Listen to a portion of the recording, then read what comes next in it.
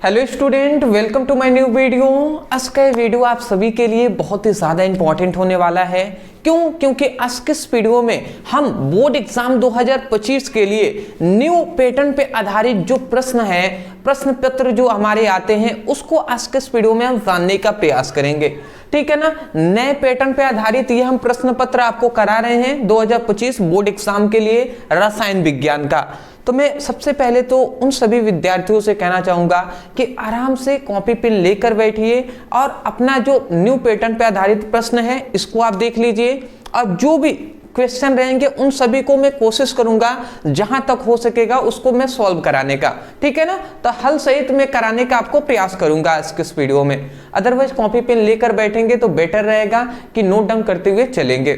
चलिए जी, एक एक करके आप समझते हैं। तो इतने बात समझ गए हैं, 2025 बोर्ड एग्जाम के लिए हम पढ़ा रहे हैं। ठीक है, रसायन विज्ञान। यह आपका पेपर कोड होता है, इतना बेसिक है, पता है। यहाँ पे नाम अनुक्रमांक लिखना होता है। 3 घंटे 15 मिनट का प्रश्न पत्र होता है और 70 पूर्णांक का आपका नंबर होता है, मतलब 70 नंबर का पेपर होता है। समझ रहे हैं ना, ये तो बेसिक है इतना। निर्देशांक में आपको कुछ पॉइंट्स यहाँ पे दिए गए होते हैं, उसको आप पढ़ सकते हैं। जैसे कि मैं कुछ पढ़ के सुना दे रहा हूँ। 15 मिनट जो विद्यार्थी होते हैं उनको प्रश्न पत्र पढ़ने के लिए दिया जाता है, उसीलिए 3 घंटे 15 मिनट दिया गया है, 15 मिनट प्रश्न पत्र पढ़ने के लिए। उसके बाद कहता है कि सभी प्रश्न करना अनिवार्य है। इस तरीके से कुछ दिया गया है, आप चाहे तो इसको निर्देशांक को पढ़ सकते हैं। ठीक है ना। चलिए जी, अब हम अपना स्टार्ट करते हैं, एक एक क्वेश्चन को सॉल्व करते हैं। सबसे पहला हमारा यहाँ से स्टार्ट होता है, वो आता है बहुविकल्पीय प्रश्न, ऑब्जेक्टिव क्वेश्चन से। तो यहाँ पे क्या कह रहा है कि इस प्रश्न पत्र के प्रत्येक खंडों में 4 विकल्प दिए गए हैं। सभी विकल्पों का चुनकर उसे अपने उत्तर पुस्तिका में लिखिए। मतलब सिंपल सी बात है, ऑब्जेक्टिव क्वेश्चन है, एक एक करके सॉल्व करते हैं। पहला हमारा क्या आता है, निम्न में से न्यूनतम हिमांक वाला विलयन है। मतलब कौन है जिसका हिमांक है वो न्यूनतम है, कम है। कौन है जी? पोटेशियम सल्फेट है, ग्लूकोज है, या पोटेशियम क्लोराइड है, या आपका यूरिया है। तो इसमें से याद रखेंगे कि सबसे इसमें से जो यहाँ पे आपको दिखाई दे रहा है, इसमें सबसे कम जो होता है, किसका हिमांक होता है जी? तो वो होता है पोटेशियम सल्फेट का। किसका होता है? Potassium sulphate. तो ऑप्शन जो आपका ये वाला सही हो जाएगा, पोटेशियम सल्फेट का। याद रखेंगे कि सबसे कम जो होता है पोटेशियम सल्फेट का हिमांक होता है। ठीक है ना। दूसरा हमारे यहाँ पे आता है विद्युत अपघट्य पदार्थ नहीं है। अब कौन है जो यहाँ पे विद्युत अपघट्य पदार्थ नहीं है? सोडियम क्लोराइड है, या अमोनियम नाइट्रेट है, या नाइट्रिक अम्ल है, या यूरिया है। ठीक है ना, ये है।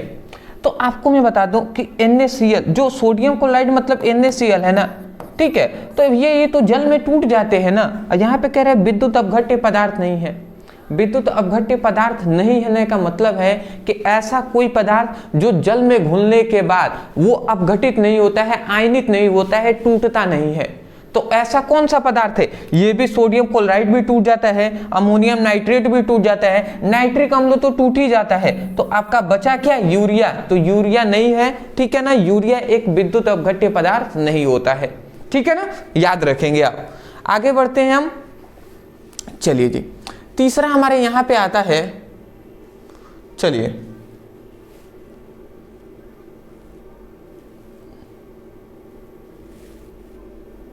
तीसरा हमारे यहां पे क्वेश्चन आता है, सॉरी, चलिए तीसरा हमारे यहां पे क्वेश्चन आता है कि वेग स्थिरांक ताप बढ़ाने पर क्या होता है? बढ़ता है, अपरिवर्तित रहता है, घटता है, या इनमें से कोई नहीं। याद रखेंगे कि वेग स्थिरांक यदि जो k का मान है वो बढ़ेगा।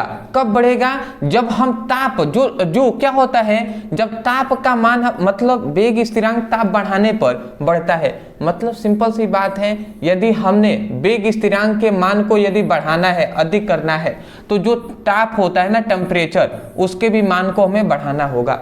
तो ताप बढ़ाने पर क्या होता है? वेग स्थिरांक भी बढ़ता है। तो इस बात को याद रखेंगे, ऑप्शन आपका एक करेक्ट हो जाएगा। अगला हमारा घड़ी का क्वेश्चन आता है कि प्रथम कोटि की अभिक्रिया में आधा भाग पूर्ण होने में लगा समय।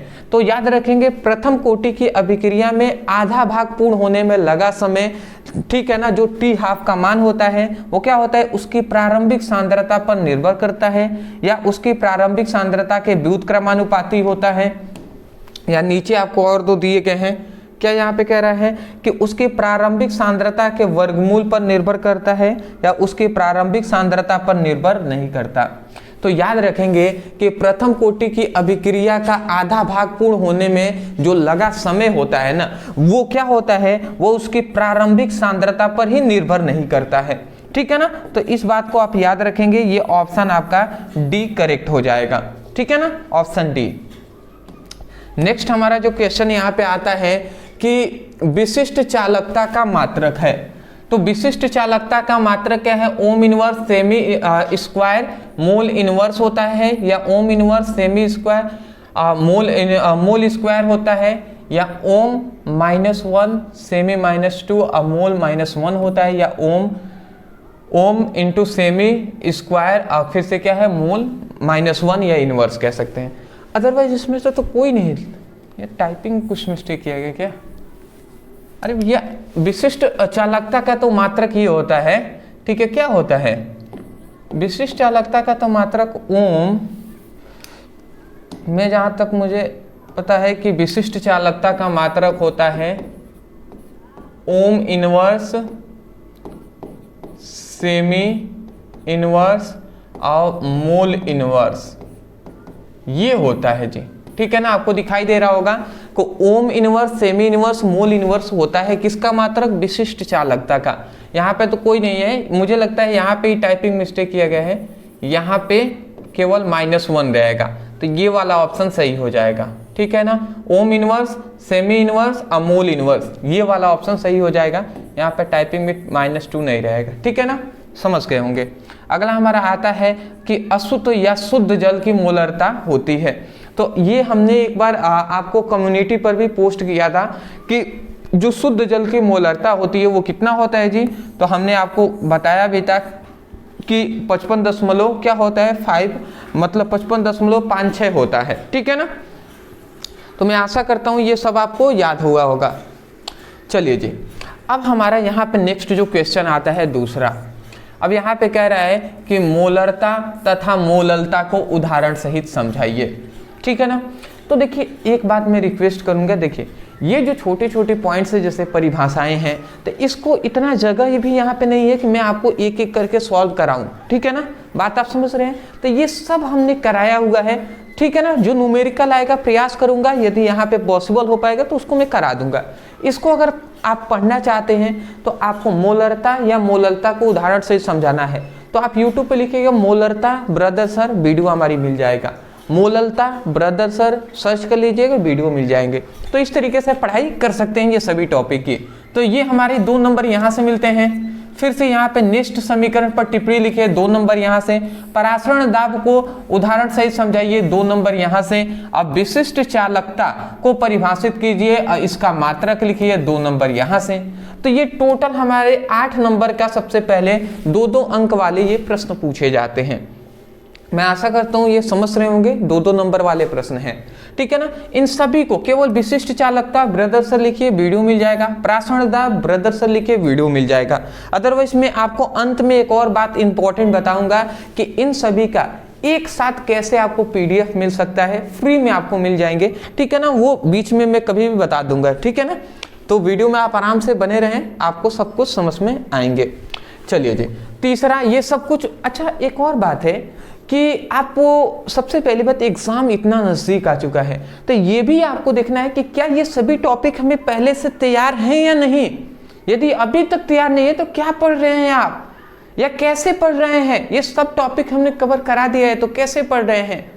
पर मैं आशा करता हूँ, मुझे पूरा विश्वास है कि जो स्टूडेंट मुझसे सीरियस होकर पढ़ाई कर रहे हैं ना, उनको लगभग ये सभी टॉपिक याद होने चाहिए। जैसे कि यहाँ पे कह रहा है उपसंयोजक यौगिक तथा द्विक लवण में अंतर स्पष्ट कीजिए। बताइए, ये टॉपिक अभी हमने जब उपसंयोजक यौगिक का 1 शॉट वीडियो पढ़ाया था, उसमें हमने अंतिम में ये सबसे पहले अंतिम में बताया था।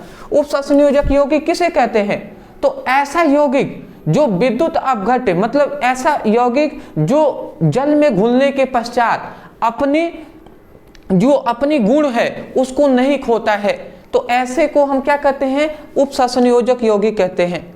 या ऐसा यौगिक जो जलीय विलयन में अपनी पहचान नहीं खोता है, ठीक है ना, मतलब ऐसा यौगिक जो जलीय विलयन में अपनी पहचान बनाए रखता है उसे हम उपसंयोजक यौगिक कहते हैं। ऐसा यौगिक जो जलीय विलयन में अपना पहचान खो देता है उसे हम क्या कहते हैं, द्विक लवण कहते हैं। या ऐसे भी हमने कह सकते हैं द्विक लवण को कि ऐसा यौगिक जो जलीय विलयन में आयनित हो जाते हैं उसे द्विक लवण कहेंगे। ऐसे यौगिक जो जलीय विलयन में आयनित नहीं होते हैं उसे हम उपसंयोजक यौगिक कहते हैं। सिंपल सा है, 2 नंबर यहां से मिल जाएंगे आपको। ये सब हमने कराया हुआ है। अगला आता है प्रथम कोटि की अभिक्रिया के लिए अर्ध आयु काल का सूत्र बताइए। ये बताइए, 2 नंबर इससे मिल जाएंगे। प्रथम कोटि की अभिक्रिया के लिए अर्ध आयु काल का सूत्र क्या हमने बताया था, टी हाफ इक्वल टू ये अर्धायु काल है ना, अर्धायु काल का T half equal to 0.6932 by क्या होता है, के होता है। यही तो फॉर्मूला है ना जी अर्धायु काल का। इतना लिख देंगे केवल 2 नंबर आपको मिल जाएंगे आसानी से। समझ रहे हैं ना, T half equal to 0.6932 by K हो जाएगा। के क्या है, वेग स्थिरांक है। तो ये सब तो कराया हुआ है ना।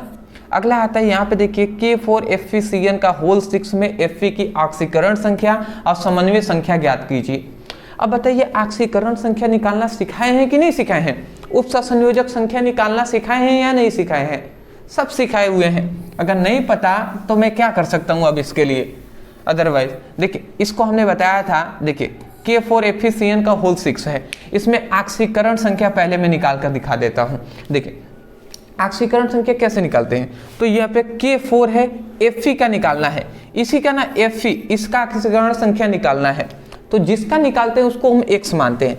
अच्छा समझिएगा, K4 है तो K का हम जानते हैं कि K पर कितना K का संयोजकता होता है, 1 होता है, तो 1 लिख देंगे। संख्या कितना है, 4 है, तो 4 से गुणा करा देंगे, बीच में प्लस, फिर से Fe आता है, तो Fe को निकालना है ना, Fe की ऑक्सीकरण संख्या, तो Fe की जगह पे Fe लिख दें या x मान सकते हैं।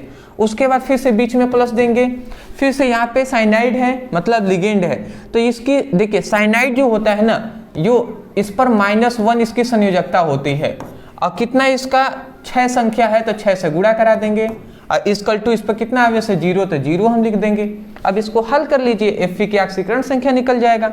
अरे 4 एकम में 4, और ये Fe हमने यहाँ पे लिख दिया, ये -6, 6 एकम में 6 में -1 का गुणा होगा तो ये -6 इक्वल टू 0 हो जाएगा।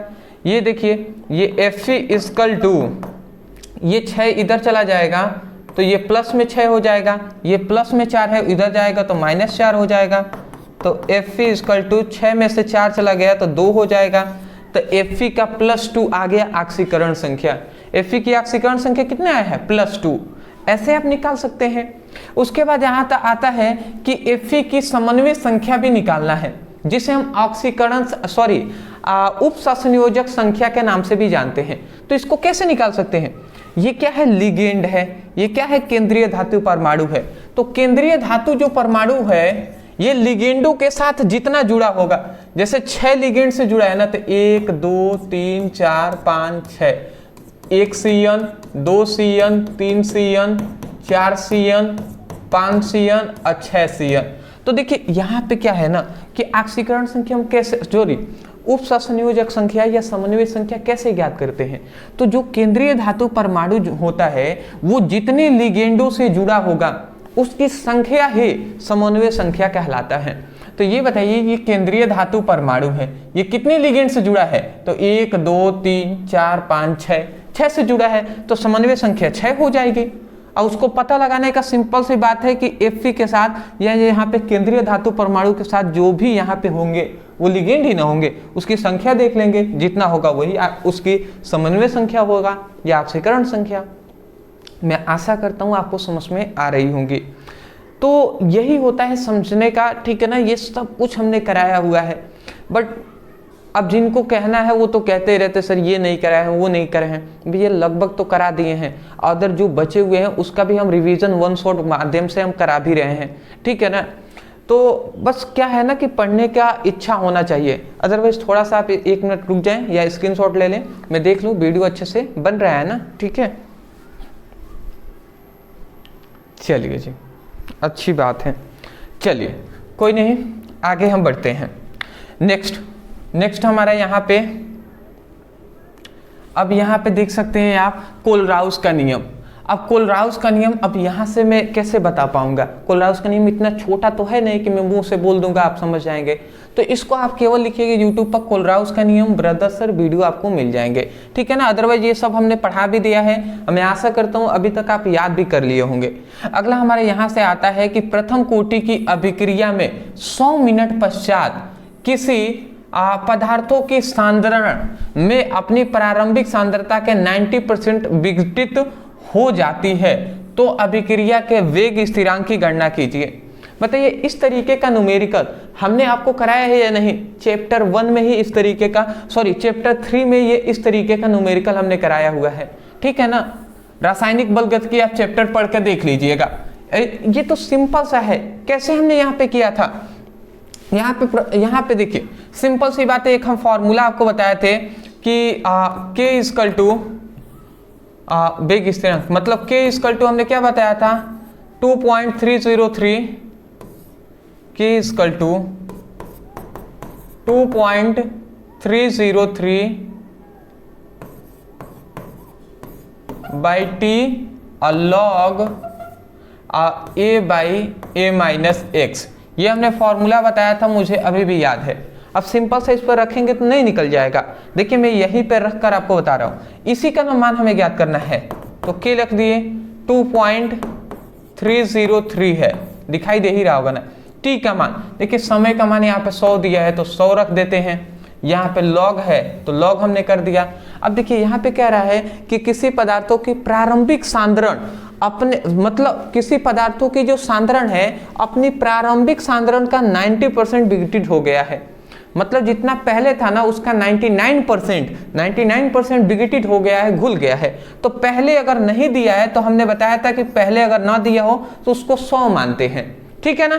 तो A को प्रारंभिक सांद्रता है 100 मान लिया, नीचे भी प्रारंभिक सांद्रता तो 100 लिखेंगे। और X के जगह पर कितना वियोजन की मात्रा कितना हो गया है विघटित? 99% ना, तो ये 99 हम लिख देंगे। अरे भैया 100% हम मानते हैं तो 100% का मतलब 100 है ना, ठीक है। इस तरीके से हम मानते हैं। ये सब कुछ हमने एक्सप्लेन न्यूमेरिकल में कर दिया है, ठीक है ना। हमने एक ट्रिक से सब कुछ बताया है। अदरवाइज अब इसको सॉल्व करें तो आप इसको नहीं कर सकते हैं। क्या कर सकते हैं जी? चलिए यहीं पे बता रहे हैं, कोई नहीं। ये 2.303 है अब बाई 100 है और ये लॉग है। अब ये बताइए 100 और ये तो हो गया 100, ये 100 में से 99 चला जाएगा तो नीचे 1 ही ना आएगा, तो 1 का तो नीचे कोई मतलब नहीं रहेगा। तो log 100 का मान कितना होता है? 2 होता है। तो यहाँ से अगर K का मान हम देखें तो 2.303 बाई 100 हो जाएगा और log 100 का मान होता है 2, 100 का मान 2 होता है। अब इसमें से ये गुणा कर लेंगे तो K इक्वल टू 2 दूना 4 और पॉइंट 3 दूना 6 0 6, ये भी 6 हो जाएगा। अब भाई ये 100 का हम लिख सकते हैं 10⁻² लिख सकते हैं, 100 को लिख सकते हैं ना। तो ये हमारा कुल मिला जुला का K का जो मान आ जाएगा 4.0606 और 10⁻² लिख देंगे। ये हमारा आंसर हो जाएगा जी। सिंपल सा है, ये सब कुछ हमने कराया हुआ है, ठीक है ना। स्क्रीनशॉट लेंगे तो आप ले लीजिए। ये तो दिखाई भी, पता नहीं दिखाई दे रहा है या नहीं, मैं देख भी लूँ एक बार। चलिए, जिनको समझ में आना चाहिए या जो समझना चाहते हैं उनके लिए तो समझ में आ ही जाएगा, ठीक है ना। और जो नहीं समझना चाहते भी, ये कैसे भी समझाएं, उनको तो नहीं आने वाला ना, ये बातें हैं। निम्नलिखित में से अर्थ स्पष्ट कीजिए। चालकत्व का और सेल स्थिरांक का, दोनों का आपको परिभाषा आपको बता देना है। आप YouTube पे लिखिएगा सेल स्थिरांक ब्रदर सर, वीडियो मिल जाएगा। चालकत्व या चालकत्व ब्रदर सर, वीडियो आपको मिल जाएगा। अगला आता है क्वथनांकों को उन्नयन से आप क्या समझते हैं। तो क्वथनांकों का उन्नयन हमने एक्सप्लेन पूरा किया हुआ है, ठीक है ना। तो इसको आप जरूर पढ़ लीजिएगा। YouTube पे लिखेंगे क्वथनांकों का उन्नयन ब्रदर सर, वीडियो मिल जाएगा। कह रहा है कि एक द्रव्य में क्वथनांक का मान, क्वथनांक कितना है 350 केल्विन है और 2.0 ग्राम अवाष्पशील विलेय को 100 ग्राम में घोलने पर विलयन का क्वथनांक बढ़कर 350 मतलब 350.50 केल्विन हो जाता है। पहले 350 था, अब देखिए 350 कितना बढ़ गया है 50 केल्विन बढ़ गया है, हो जाता है। तो यहाँ पे विलेय का मोलर द्रव्यमान की गणना कीजिए और द्रव्य में केबी का जो मान दिया है वो कितना दिया है जी 2.50, ठीक है, इतना दिया है। ये सिंपल सा मान आप रख सकते हैं। देखिए यहाँ पे अगर आप सोचे समझे तो ये किसका अवाष्पशील विलेय का मान दिया है, मतलब स्मॉल w का मान दिया है 2 ग्राम, ठीक है ना, 2.0 मतलब 2 ग्राम, ठीक है। ये देखिए ये जो आपका 100 ग्राम विलयन में 100 ग्राम घोलने पर, तो ये जो 100 ग्राम है ना ये विलायक है, तो ये कैपिटल W का मान दिया है 100 ग्राम, ठीक है। और उसके बाद यहाँ पे देखते हैं तो देखिए यहाँ पे क्वथनांक का मान जो दिया है वो इतने से बढ़कर इतना हो गया है, तो 350 से बढ़कर 350.50 हो गया है ना, तो इसका मतलब क्वथनांकों में वृद्धि कितना हुआ है, तो टी का जो टी मतलब वही है क्वथनांकों की वृद्धि, तो 0.50 केल्विन की वृद्धि हुई है, ठीक है ना, इतना वृद्धि हुआ है। और वहाँ पे एक और चीज का मान दिया है, केबी का मान दे दिया है, केबी का मान कितना दिया है 2.50 दे दिया है, ठीक है। तो ये सब कुछ इतना दिया है। सिंपल सा एक फॉर्मूला हम जानते हैं क्वथनांकों के उन्नयन के लिए, यहाँ पे हमने एक फॉर्मूला बताया था केबी = हमने क्या बताया था कि केबी = हमने बताया था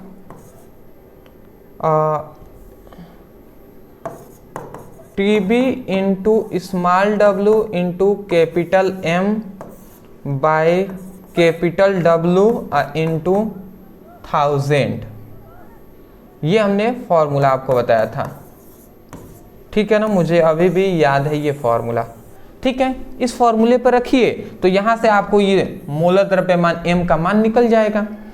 केबी का मान दे ही दिया है, टीबी का मान यहाँ पे दिया है, कैपिटल W का मान यहाँ पे, स्मॉल w का मान यहाँ पे, और 1000 से आप यहाँ पे 1000 यही है, तो सबका निकल जाएगा ना।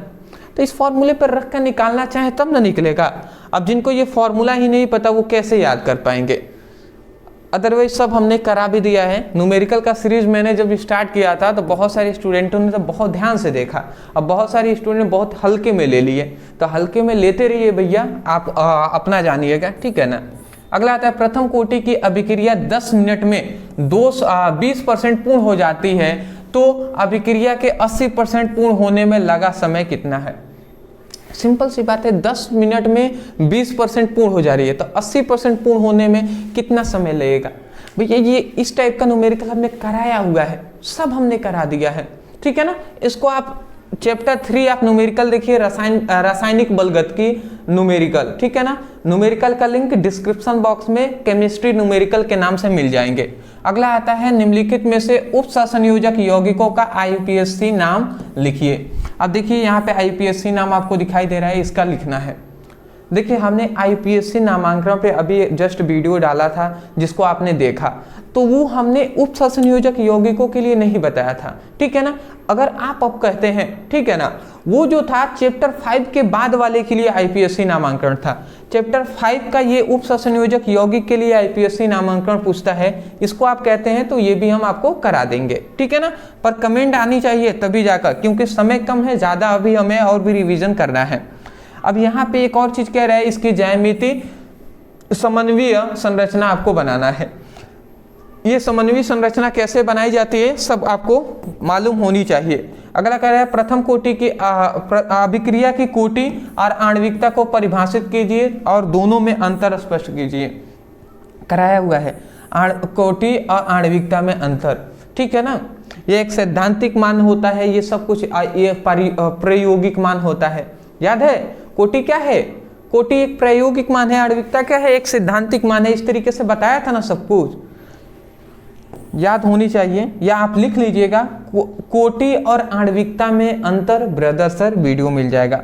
अगला आता है सिद्ध कीजिए कि प्रथम कोटि की अभिक्रिया को 3/4 पूर्ण होने में लगा समय उसकी अर्ध आयु काल का दोगुना हो जाएगा। ठीक है, दोगुना होता है, यह आपको सिद्ध करके बताना है। ठीक है ना। चलिए नेक्स्ट हमारा जो क्वेश्चन आता है कि उप संयोजक यौगिकों के बर्नर सिद्धांत की अवधारणाएं लिखिए।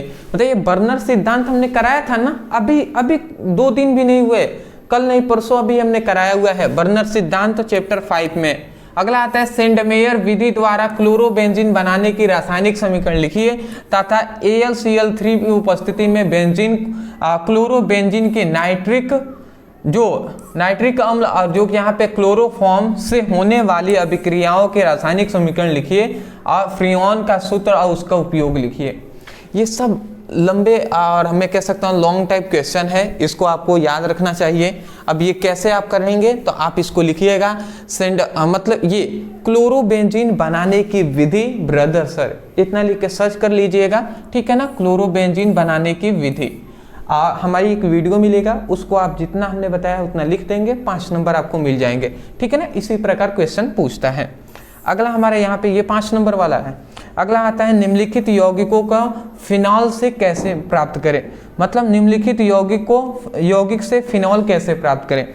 जैसे यहाँ पे डाइजोनियम है, इससे फिनॉल कैसे प्राप्त करें। सल्फोनिक अम्ल है और क्यूमीन है, तो इन सभी से जो फिनॉल है कैसे प्राप्त कर सकते हैं, ये आपको सीखना है।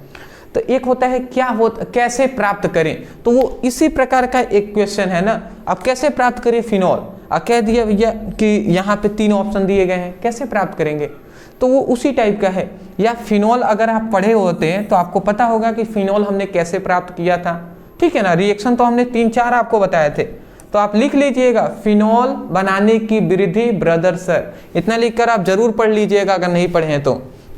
अब पढ़े भी होंगे ना तो आपको याद नहीं आ रहा होगा, तो इसका मतलब रिवीजन पे आप ध्यान नहीं दे रहे हैं। पढ़ने से कुछ नहीं होगा जब तक आप रिवीजन ना करें। ठीक है ना। अगला आता है यहाँ पे आपको दिखाई दे रहा होगा तो कि प्राथमिक, द्वितीयक और तृतीयक एल्कोहल में अंतर उनकी संरचनाओं के आधार पर बताइए। अब दिख रहे होंगे यहाँ पे क्या कह रहा है, यहाँ पे कह रहा है प्राथमिक, द्वितीयक और तृतीयक एल्कोहल को उनका अंतर उनकी संरचना के आधार पे आपको बताना है। ठीक है ना। तो प्राथमिक, द्वितीयक और तृतीयक एल्कोहल क्या होते हैं पूरा एक्सप्लेन किया हुआ है, आप इसको पढ़ लीजिएगा।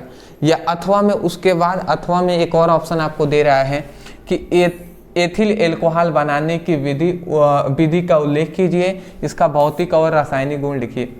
एथिल एल्कोहल हमने पढ़ा दिया है। ये सब ऐसा नहीं है कि मैं यहीं पे आपको बता दूंगा तो आप ऐसे कर पाएंगे। ठीक है ना, ये बहुत लंबे आपके क्वेश्चन है, तो YouTube पे लिखिएगा एथिल एल्कोहल बनाने की विधि। इसका सूत्र क्या होता है, CH3CH2OH, या इसी को हम क्या कह सकते हैं, इसी को हम ऐसे भी लिख सकते हैं C2H5OH, यही ना है एथिल एल्कोहल। तो इसको आपको बनाना है।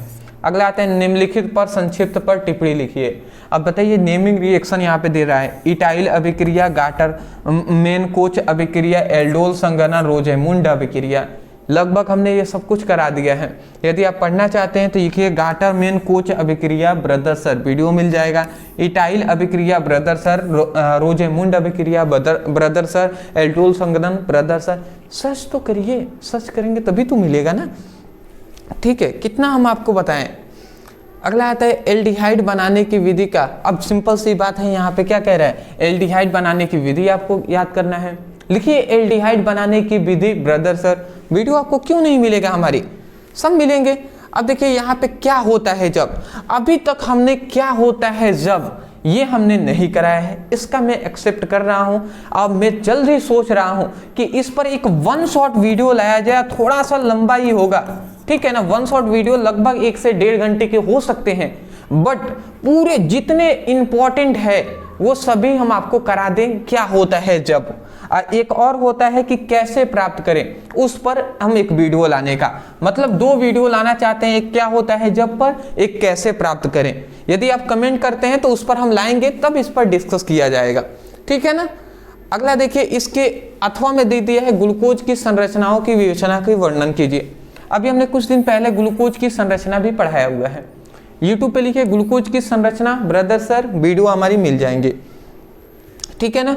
अगला आता है ग्लूकोज बनाने की 2 विधियों का रासायनिक समीकरण देते हुए लिखिए इनकी हाइड्रोक्सिल एमीन और एसिटिका एनहाइड्राइड के साथ होने वाली अभिक्रियाओं का रासायनिक समीकरण लिखिए तथा बताइए कि इन अभिक्रियाओं से क्या परिणाम होता है। ग्लूकोज के प्रमुख उपयोगों को लिखिए। सिंपल सी बात है, ग्लूकोज बनाने की विधि लिखिए, ठीक है ना। अब इतना लिखेंगे ना, ग्लूकोज बनाने की विधि ब्रदर सर वीडियो हमारी मिलेगी तो वहाँ पे हमने सब एक्सप्लेन किया हुआ है, ठीक है ना। ये सब आपको वहाँ पे मिलेंगे, उतना लिख देंगे आपको नंबर मिल जाएंगे 5 नंबर। उसके अथवा में आपको दे दिया है शुद्ध एसीटोन बनाने की प्रयोगशालाओं विधि के वर्णन कीजिए, आप प्रमुख का रासायनिक गुण लिखिए। अब एसीटोन बनाने की विधि आपसे पूछ रहा है, लिखिए एसीटोन बनाने की विधि ब्रदर सर वीडियो हमारी मिल जाएगी। तो ये था हमारा पूरा पेपर जो कि हमने इस वीडियो में सॉल्व कराने का प्रयास किया है, ठीक है ना।